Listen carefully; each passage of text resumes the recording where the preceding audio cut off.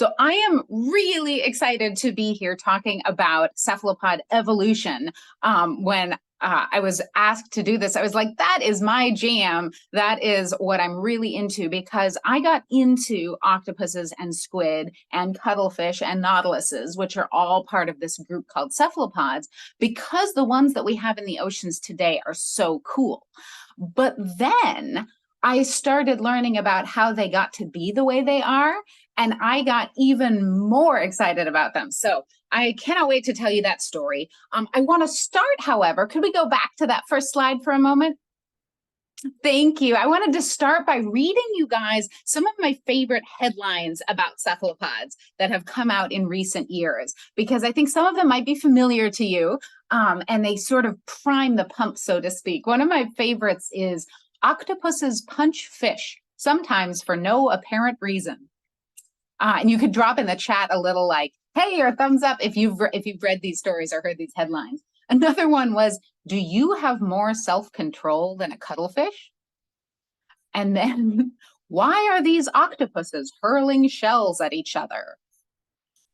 And there was one about squid. Squid go into space for the sake of humanity. And then my favorite, which was in the New York Times, this headline was, did a cuttlefish write this? And, you know, I feel like headlines are notorious for being clickbait. They're trying to get you to read the whole article, but they're also really capturing something about these animals, that they're strange and they're different, and yet they resonate with us. We can talk about them using terms like self-control and punching and things that we think of as human behaviors that we recognize and can study in these very inhuman animals. Which brings us to the last headline, which will then bring us to our next slide. The last headline that I wanted to read to you is the octopus an alien? So you may have come across various times headlines about octopuses as aliens. And in the next slide, we'll see that octopuses and aliens have gone together for a long time, both in news headlines and in fiction. So going all the way back to 1897, sort of one of the big science fiction stories that began the whole genre, The War of the Worlds by H.G. Wells, describes the Martians, the aliens, as very octopus-like in nature, with bodies, with tentacles, soft bodies with tentacles, not a lot of structure to them. And then, of course, jumping ahead a couple of decades, in 1926, H.P. Lovecraft came out with The Call of Cthulhu, these elder gods, these supernatural beings that, again, are very similar to cephalopods. And this connection has been so persistent that, as we'll see in the next slide, even scientists have talked about octopuses as aliens. Martin Wells, who was actually the grandson of H.G. Wells, was an octopus biologist, and he literally wrote the book about octopuses. And he wrote this sentence, the octopus is an alien. But then he went on to describe what he meant, and he was using the word alien not in the outer space alien sense, but in its sense of something extremely different and unfamiliar and inhuman. And so he lays these things out. It's a poikilotherm, which means it's cold-blooded. It never had a dependent childhood. They don't know their parents and live with their parents. And so he's making this great point. He's not saying they're from outer space, but he's saying they're so different from us simply because they're intelligent and possessed of eyes that look back at us. We should not fall into the trap of supposing we can interpret its behavior in terms of concepts derived from birds or mammals. So he was making a really good point. We need to understand the octopus as an octopus. And this idea really stuck around in science, so that more recently in 2012, when the octopus genome was sequenced for the first time, Cliff Ragsdale, the lead author on the study, actually said, he quoted Martin Wells, said the octopus is an alien. In this sense, our paper describes the first sequenced genome from an alien. Now, news magazines went a little wild with this because it's pretty tempting to put that in your headline. We've sequenced the first genome of an alien. But once again, Dr. Ragsdale meant an alien in the sense of very different, not an alien in the outer space sense. And I think it's worth pointing out that all of the extraterrestrial aliens that we know are imaginary. Like, right? We've literally never actually made contact with any living things that evolved not on Earth. And so our whole mental model of what an alien is fictional. It's based on fiction. So next slide. Why do cephalopods keep reminding us of aliens? Because so many of the aliens we've invented, the fictional ones, were modeled off of cephalopods. For example, does anybody recognize these? Give you a moment. They are from what is possibly the best Star Trek movie ever, Galaxy Quest. Not actually a Star Trek movie, but effectively one of them. And then, so that one's a very comedic example of aliens that are based on cephalopods, very strange, very different, lots of tentacles. But we had a more sort of nuanced intellectual take in another more recent movie. Anybody remember the heptapods? Yeah, these are from Arrival, the movie about first contact with this incredibly alien, very different from humans in many, many ways. So, octopuses evolved here on Earth. And science fact is as fascinating as science fiction. We have these animals here on our own planet that share their evolutionary history with us. They've been evolving here alongside us for 500 million years. And this complicated tree here, this graph, is one that I put together to visualize how all of the different cephalopods, and the living ones are at the top of the screen, the cuttlefish, squid, the various kinds of squid, various kinds of octopuses, and Nautilus. Those are the ones we still have in our ocean today. And all of the ones below that are different forms of cephalopods that have lived on Earth and have given us their fossils and their information so that we can figure out how our common ancestors that diverged 500 million years ago ended up with these totally weird, totally distinct forms that are so alien to us here on our own planet. So let's jump into it. We're going way back in time. So this is before there were humans and before there were dinosaurs and even before there were trees. This is actually before there was anything at all on land, except for a few little mats of algae. And everything interesting was happening in the ocean 500 million years ago. So let's dive in. And this is what it looked like. This is during the Cambrian period. There were a lot of animals. They all lived in the ocean, and most of them lived on the seafloor. There were lots of trilobites crawling around. There were lots of worms burrowing in. There were plenty of little sort of crabby crustacean-y things and snaily things crawling, burrowing, sort of hanging out, including this little fellow, which was the ancestor of cephalopods. And it looks kind of like a snail with a wizard's hat shell. And it's that shell that really marks the beginning of cephalopods. There's a graphic here to show why that shell mattered so much. And it's a shell that, interestingly, we only know how it works because we happen to have nautiluses still alive. Because octopuses don't have shells, squid don't have shells, cuttlefish don't have shells, not like this anyway. But the nautilus has a shell like this, so we know how it worked 500 million years ago because it's structured the same. And it's a shell that started out like a snail shell, and then they evolved walls. And the yellow parts that you're seeing, these partitioned off yellow chambers, were separated from the rest of the shell so that they could be filled with gas. And that gas was buoyant compared to water or whatever other liquid might have been in there, and it lifted the animal up off the seafloor. And so these early cephalopods were really the first swimmers. And not only were they swimming in the water instead of crawling on the seafloor, but they got huge. Because while snails have a limit to how big they can get because their shell gets awkward and heavy to carry around, these cephalopods, the bigger the shell gets, the more buoyancy they have. So there's almost no limit. And these were the first animals on planet Earth that grew to be giants. Here are a couple of diagrams showing how big they were compared to humans, even though there were not humans at that time. No humans 500 million years ago or 400 million years ago when they got really, really big.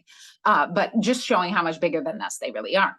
I like to say they literally rose above the competition, and they were top dog for a while until Fish evolved. So these were the first vertebrates, our ancestors.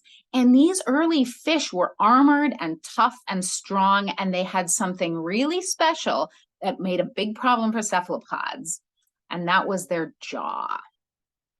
These jaws could catch onto a shell. They could break the shell. They made it really difficult for cephalopods to compete with fish for the same food and to escape them. They were really in trouble and they could have gone extinct. This is a panel from a comic that I worked on with a comics artist, and I love what he did with showing how dramatic this was. The cephalopods really had to adapt or die. And it was, since it was the shell that was their biggest problem, they evolved a couple of solutions. One of them I like to analogize with long hair. If you have very long hair, it can get in your way. It makes it sometimes a little bit not aerodynamic. It's easy for your little sibling to grab onto it. And so if you coil it up and get it out of the way, then it becomes more efficient to move around. And this is what two different groups of early cephalopods did, the nautiloids and the ammonoids. And yes, this is the beginning of what we know as the pearly or chambered nautilus today, this coiled shell. And it may look familiar if you've ever seen a nautilus seashell, either in the wild or in a gift shop. These coiled shells were easier to maneuver. They could be a little bit sturdier based on their sort of spherical shape, so it was harder for fish jaws to crack them or grab onto them. And this was really, really successful. These two groups diversified into so many species.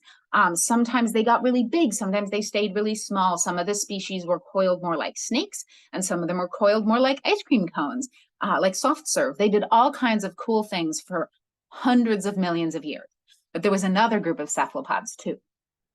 And this group went to a different solution. Evolutionarily speaking, this was hiding the shell. This picture is not a cephalopod, but this is a cowrie, a type of snail that lives in the oceans today. And it is showing what paleontologists think might have been the beginning of the shell hiding of cephalopods. The cowrie can bring its body all around its shell. So it can have its body on the outside or on the inside. And this is what we think early cephalopods might have done. We have a fossil here showing what one of these early hidden cephalopods would have looked like. The shell itself is crushed, as often happens in fossils. It's all of that white and black material inside the body. And the imprint in the rock all around it is the soft body on the outside of the shell. And then there are hooks on the arms showing that they had hooks to help them grab onto their prey. And this was the group of cephalopods called coleoids. And they too were very successful. They pretty quickly evolved so that they were always had the shell on the inside and the body on the outside. And one particular group, the belemnites, still had a very solid and hard internal shell that fossilized really well, which is how we know that they were really successful and really abundant. On one side here, we have just the imprint of a single belemnite, which looked kind of like a squid, except it had this very hard and heavy internal shell. You can see its arms on the top there. And then the other fossil is what is sometimes called a belemnite battlefield, a place where lots and lots of belemnite fossils all collected in one place. And from this, we know that they were a really abundant, really prolific animal. And this is about when cephalopods start to look familiar to us. So this internal shell, when the body became on the outside and the shell became essentially an internal skeleton, led to all the evolutionary adaptations that we recognize as modern cephalopods. For example, camouflage. Once the skin is on the outside, they were able to evolve this incredible color changing technique that they have today with chromatophores that can change at the blink of an eye to match their background, to communicate to other members of their species. There's a little cuttlefish in the middle of that square of sand there that you've probably been able to spot, but it is pretty well hidden. This evolved after the internal shell. So did suckers for reasons that are a little bit less clear, but the suction cup that we associate so much with modern octopuses that caught our poor host and pulled him in, these evolved along with that internal shell, possibly because they were changing their lifestyles and it was advantageous to be able to experience and manipulate their environment on a finer grain. So did ink. Ink sacs evolved, possibly because with the shell on the inside, these animals had nowhere to hide. They couldn't hide inside their shell because their shell was inside them.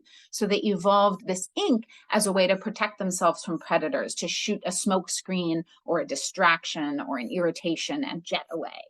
And then finally, and probably most excitingly for those of us who love these animals, is the really complex cognitive behavior. Those large brains, those complicated nervous systems, those seem to have evolved along with the internalization of the shell, because the softer their body got, the more axes for movement it has, until you get to something like a modern octopus that has almost no limitation. It has 8 arms that can bend in virtually any direction. Every arm has hundreds of suckers, and each of those can be controlled independently, not to mention all of the organs on the skin causing it to change color. So a complex brain evolved to just cope with all of that, to be able to really use it to its maximum capacity. And that capacity seems to have played out really well, because these early cephalopods survived lots and lots of terrifying predators. This is the Jurassic World poster showing a mosasaur, one of these giant marine reptiles that lived at the same time as the dinosaurs. In the poster, it's eating a shark, but they would have more often been going after cephalopods. Honestly, there were so many cephalopods in the ocean that that's what they would have been spending most of their time chasing. And it wasn't just mosasaurs. There were ichthyosaurs as well. This is an ichthyosaur drawn, obviously not photographed, although it's an excellent illustration, going after a whole school of belemnites, those early squid-like organisms with the hard internal shells. And the predators that were able to eat a lot of belemnites actually ended up in a kind of sticky situation.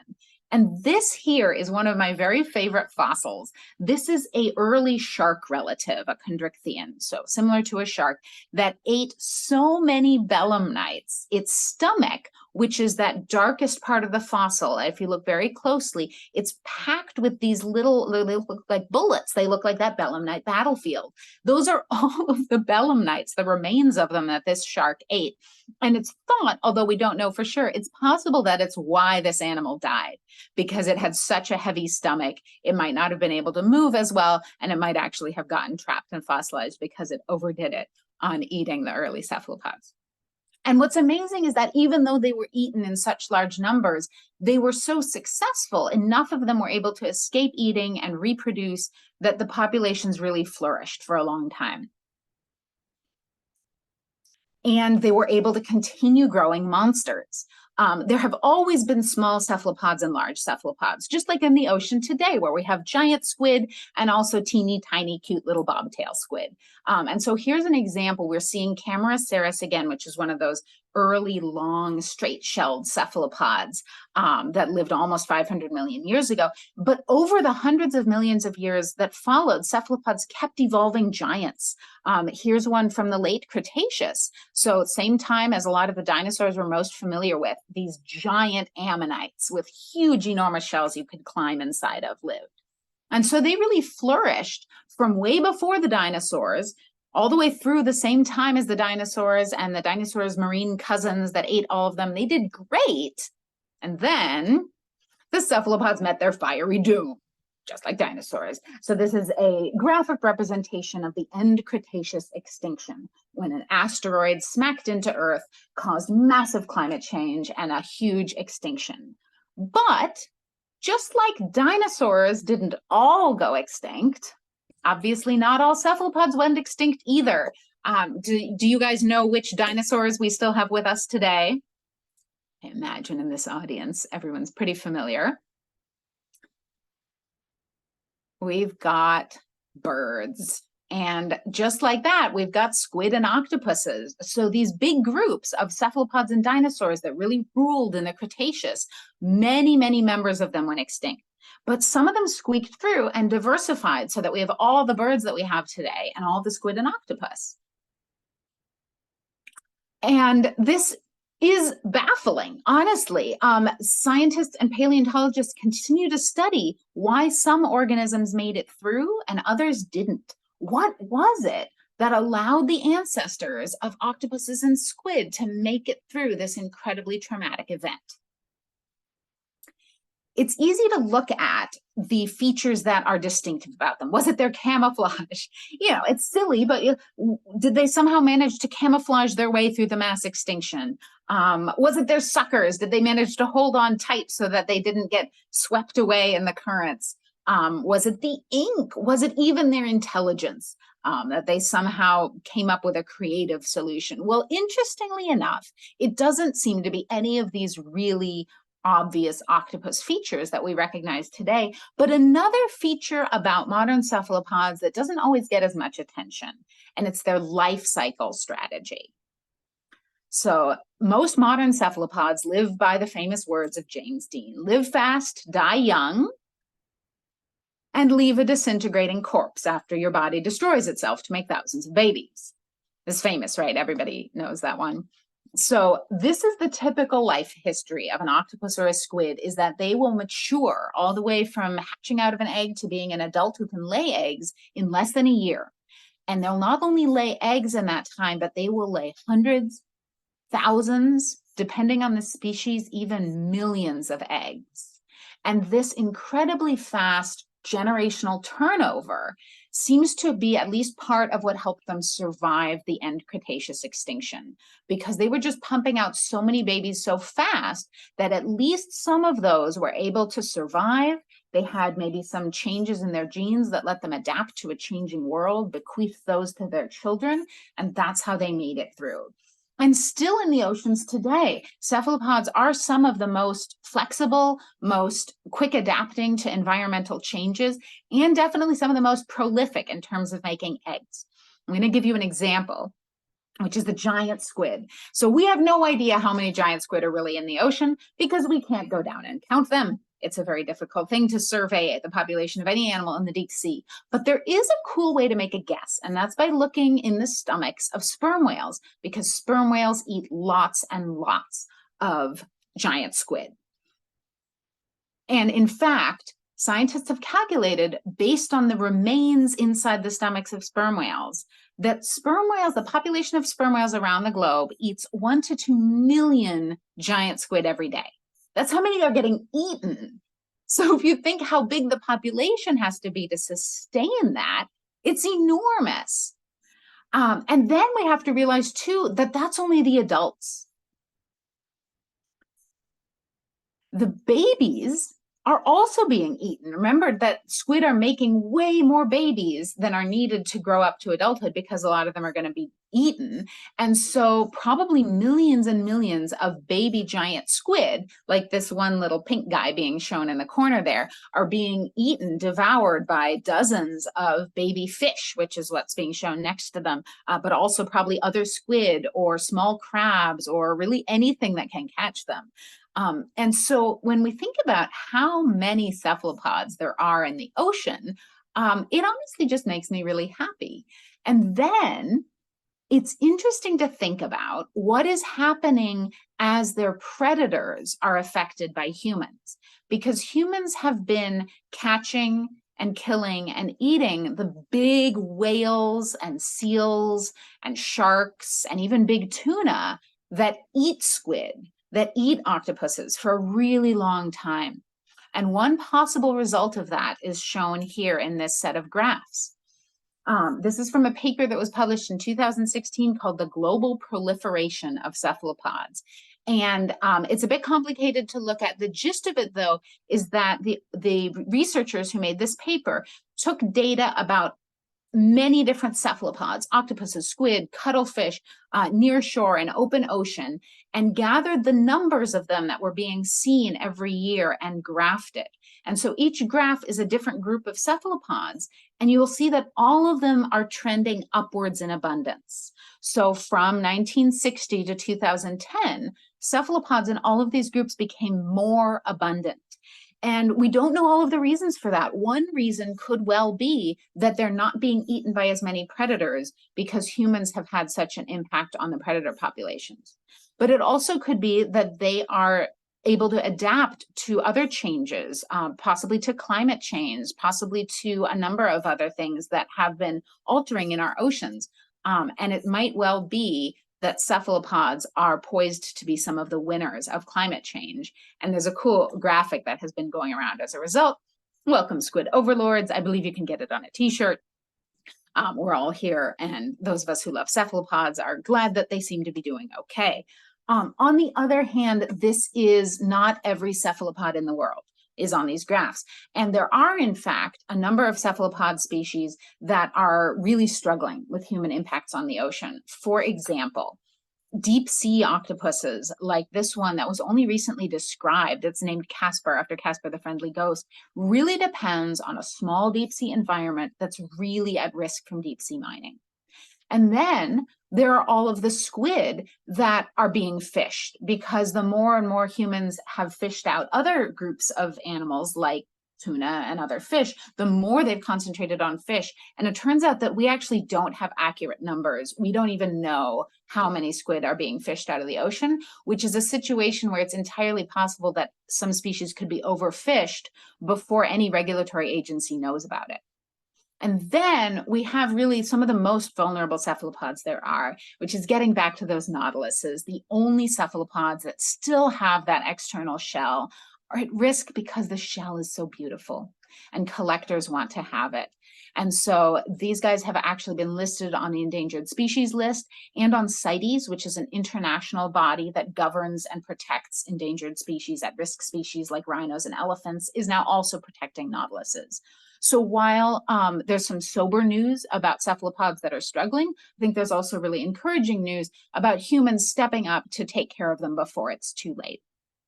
And just at the very end, to circle back to this alien theme, I want to read one more headline, which is tantalizing sign of possible life on a faraway world. And anybody who follows space news or news from the James Webb Space Telescope might have seen this just a couple of weeks ago. Planet K2-18b, which really rolls off the tongue, which is 120 light years away, has evidence of life. Molecules have been detected that we only know as being produced by life. And it's an ocean planet, so it's tempting to imagine that someday we might find some octopuses there. I mean, they're kind of aliens, right? But honestly, we're about as likely to find cephalopods there as we are to find humans, because these are organisms that evolved here on Earth, which is to say, not very likely at all. Both octopuses and humans and all of their fellow cephalopods and vertebrates depend completely on one planet, and that's planet Earth.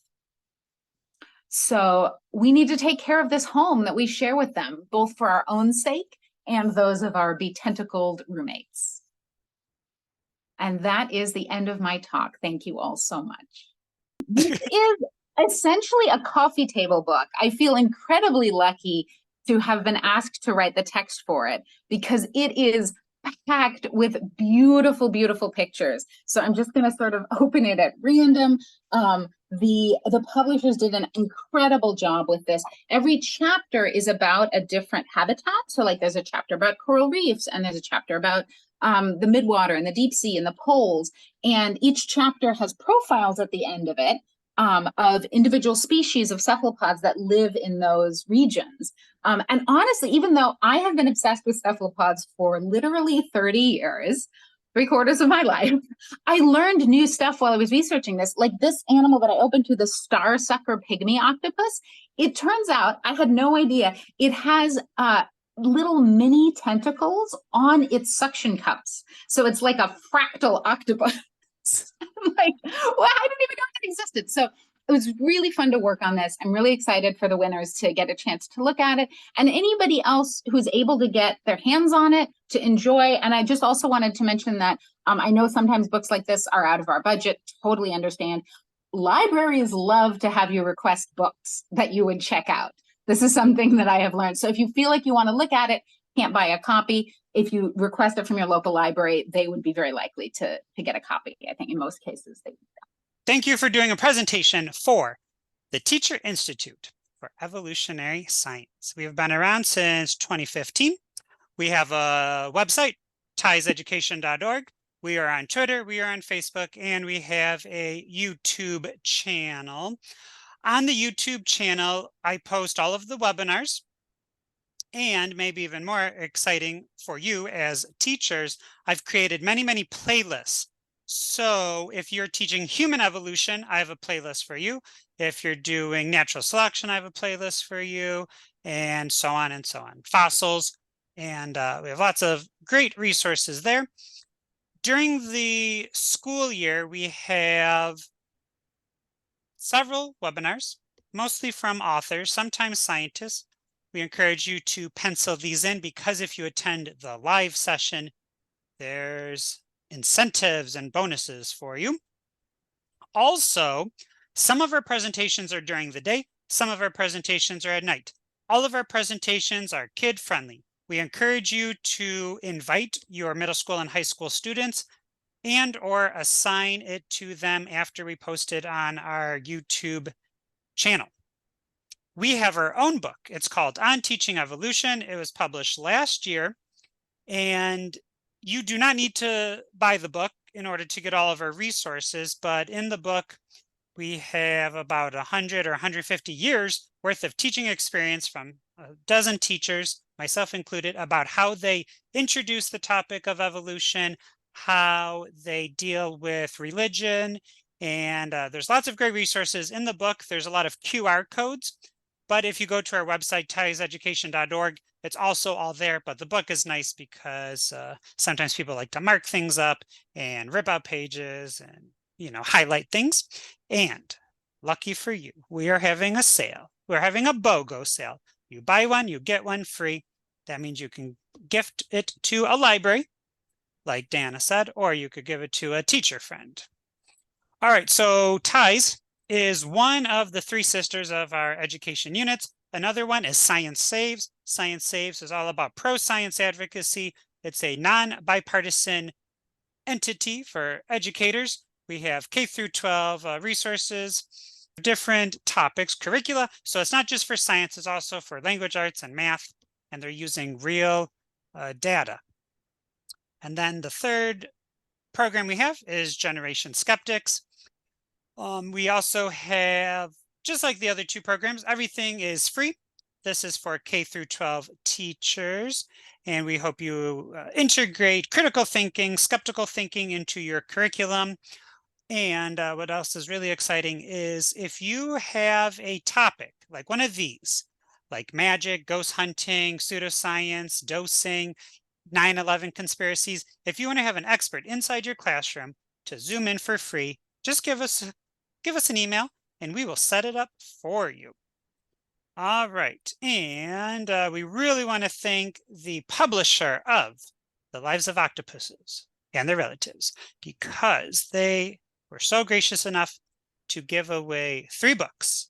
And if you are one of the lucky winners who attended this webinar live, your name is about to appear on this screen. And if it does, right now, please send me a private message in the chat box with your address. And the lucky winners are E.B., Kim, and Michael. So if you are here, please send me your address, and we're going to send that to Danna and the publishers, and they're going to send you a free copy. So Danna, you have a couple of questions. I'm going to read them because once we post this on YouTube, people won't be able to see it. And I have some curveballs in there because I wrote my questions on a sticky note. Michael asks, do we know or suspect anything about the origins of ink? Oh my gosh, this is such a good question. So I think that the closest that we have so far to an answer is that it is not unique to cephalopods. I was looking into this. I was like, are octopuses and squid like the only animals in the whole world that make ink? Because that's cool. But there's another mollusk, and a mollusk is the group of animals that includes cephalopods as well as snails and clams and mussels and slugs. And there's another mollusk that makes ink. It's called aplysia. And some of you, if you're interested in neuroscience, you may have heard of it. Aplysia is a sea slug, sometimes called a sea hare. It's quite large, and it gets used sometimes in neuroscience studies, and it makes this beautiful purple ink. So this gives us a clue that making ink might be older, like the ability to produce ink might be kind of central to mollusks. And it would make sense because ink is largely mucus. It's like mucus plus a little bit of pigment. And all mollusks are amazing at making mucus and slime. And so while we don't have an exact story of how that, this particular special mucus got color added to it, we have those inklings. And I'm sure that it's something that evolutionary biologists are working on. All right, we have, maybe last year we had an entire webinar on slime. So teachers, go check out that video as well. All right, 1 to 2 million adult squid a day are estimated to be eaten. How big is the ocean? It's so big, you guys. You don't understand. I don't understand. That's a big ocean. All right, I believe it's still up to date. Universities can more easily do research on invertebrates than vertebrates. How do we feel about our octopi friends or octopuses? Right? It's like easy to do research on them and manipulate them. You didn't really speak about their intelligence, but do you want to? I would guess this is sort of also crossing over into ethics of research, to do research on vertebrates, you have to go through a lot of protocols, and it's, making sure that they're properly anesthetized if you're going to do surgery on them, and that you're using no more than sort of the minimum number that you need to have a statistically significant result, and that they're being kept in conditions that are appropriate for whatever they need in terms of their enrichment, their food, their diet, all that stuff. And what's interesting is that really just within the last maybe 10 years, there have been a lot of movements from within the cephalopod science community towards adopting similar restrictions for working with cephalopods.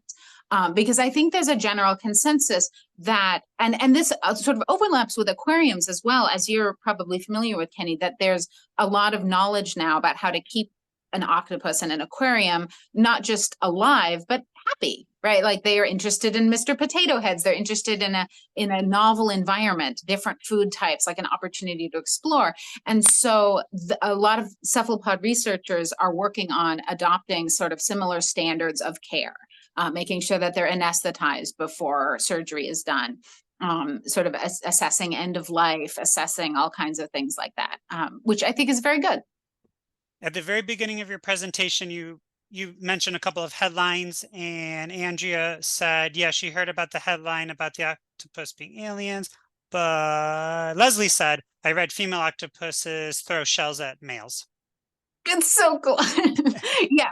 So I can summarize that study because it was really pretty cool. It came out of a particular location that has been very exciting for behavioral scientists called Octopolis, that some people may have heard of. It's sort of been billed as an octopus city. It's a place where off the coast of Australia where a relatively large number of octopuses, which is not, we're still talking like a dozen. It's not like New York City, but for octopuses, a dozen of them living within sight of each other where they can like crawl from one den to another very quickly is unusual. They tend to be very solitary animals because they're mostly cannibals. And so it's just not a good idea to get too close. But for some reason in Octopolis, some combination of the environment being really desirable, there being abundant food, whatever it is, there's sort of this ongoing habitation of large numbers of octopuses. And so this is a place that behavioral scientists have been able to like set up cameras and study behavior. And so they've observed things that haven't been observed out anywhere else. And one of these was octopuses gathering up material. Sometimes it's shells, sometimes it's like a bundle of dirt, basically, and throwing it. And now for an octopus, throwing it does not mean using their arm. They actually use their arms to position it in front of their funnel and squirt water, because that's the most efficient way to propel something underwater is with a jet of water. So there's a jet of water to throw it. And both sexes were observed to engage in this behavior, but it was most common from females towards males. And it was interpreted as a rejection of a mating attempt, basically. Like this was their way of saying, no, thank you. Michael asks, were early cephalopods slow or fast moving? I'm wondering about some of the competition between placoderms and the early cephalopods, and the placoderms are the armored shelled fish that you had a picture of. Yeah. Yeah, and that's a really good question. We really have to guess a lot because we don't have soft parts of those early cephalopods. So there's not, and unfortunately for a cephalopod, the hard part doesn't tell you, for the most part, what shape its body was. And it's the shape of the soft body that would largely determine their speed, which actually connects to the answer to that last question because cephalopods swim by jet propulsion. So they have a funnel and they fill up their body with water and squeeze it out this narrow opening. And that jet of water propels the body in the opposite direction. And unfortunately, without having sort of any dimension for the shape of their body, the shape of the funnel, it's really hard to guess how far. That said, though, just knowing that they had to move that giant shell around and it was on the outside and it wasn't super hydrodynamic, we know that they were nowhere near as fast as modern squid, for example, that have evolved to be masters of speed. All right, Dovey asks, how does the color changing work? And Danna, can you talk about chromatophores in 1 minute or less? Yes, super speedy. Cephalopod skin is full of organs called chromatophores, and they come in lots of different colors. And each organ is under direct nervous control, which means that at the speed of thought, at the speed of a nervous impulse through the nervous system, they can expand or contract each chromatophore like pixels on a computer screen. Thank you. And 2 more questions. Leslie would like to know, do you have a favorite octopus or cephalopod? Vampire squid are probably my favorite because they're named in Latin, vampire squid from hell, but they're actually like super slow, gentle animals that literally just eat poop. And the last question, for a middle schooler or high schooler who is interested in a specific group of animals, what recommendation do you give for them post high school? How do they get involved? What should they do? This is a really good question. So what I did, I went to a college that was near the ocean. I went to UC Santa Barbara, and I didn't shut up about cephalopods. I told all of my professors all the time how much I loved them. And I eventually was able to wrangle an undergraduate research project. And so I think that that having so sort of just carrying your passion with you wherever you go and kind of reaching out to find, finding the right people to talk to. I told my biology professors about it. I didn't give my English professors a hard time, although definitely they also knew that I was obsessed with octopuses. Everybody knew. Yeah, in your free essays, it was about cephalopods. Yep. Thank you, Katie. Thank you, everybody. This was so fun. Thanks a lot.